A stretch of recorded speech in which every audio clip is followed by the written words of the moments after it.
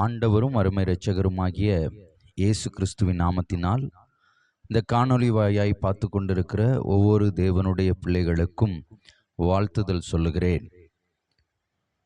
இன்றைக்கு உங்களோடு கூட நான் பேசும்படி என் இருதயத்தில் தோணப்பட்ட ஒரு வார்த்தை, இது இப்பொழுது இந்த தேசத்திலே அதிக ஜனங்களுக்குள் நடந்து கொண்டிருக்கிற ஒரு முக்கியமான ஒரு விஷயத்தை தான் இன்றைக்கு ஆண்டவர் உங்களோடு கூட பேசும்படி இந்த நாளில் எனக்கு உதவி செய்திருக்கிறார். தேவனை ஸ்தோத்தரிக்கிறேன்.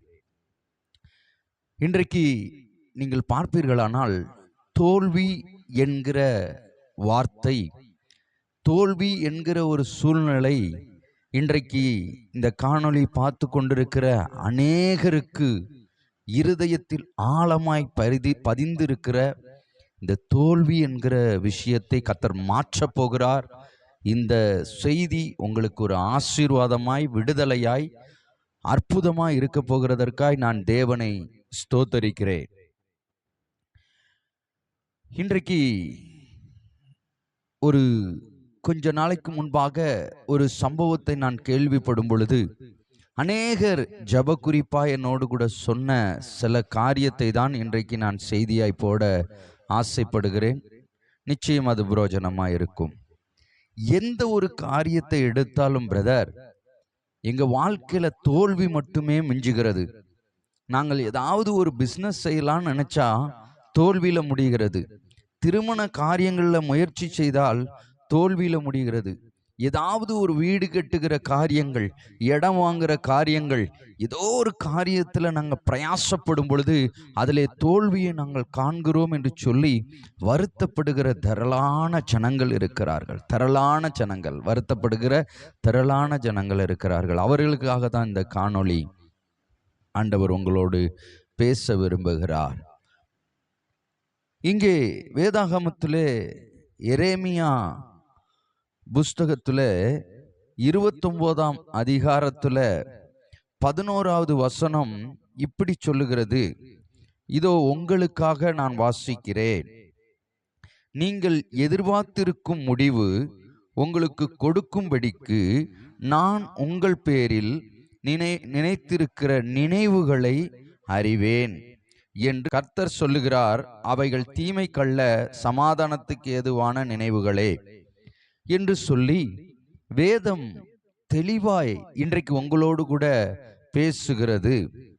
நீங்கள் எதிர்பார்த்திருக்கிற காரியங்கள் எந்த ஒரு காரியமா இருந்தாலும் என் ஆண்டவராகிய இயேசு கிறிஸ்துவின் சமூகத்திலே நீங்கள் கொண்டு வருவீர்களானால், அவரை முழுமையாய் நம்பி விசுவாசிப்பீர்களானால், இதோ தோல்வியை கண்டு அஞ்சி இருக்கிற உங்களை பார்த்து என் ஆண்டவர் சொல்லுகிறார், இது தோல்வி என்பது முடிவல்ல, அது தேவன் உன் வாழ்க்கையில் வைக்கிற ஒரு தொடக்கமாக இருக்கும்.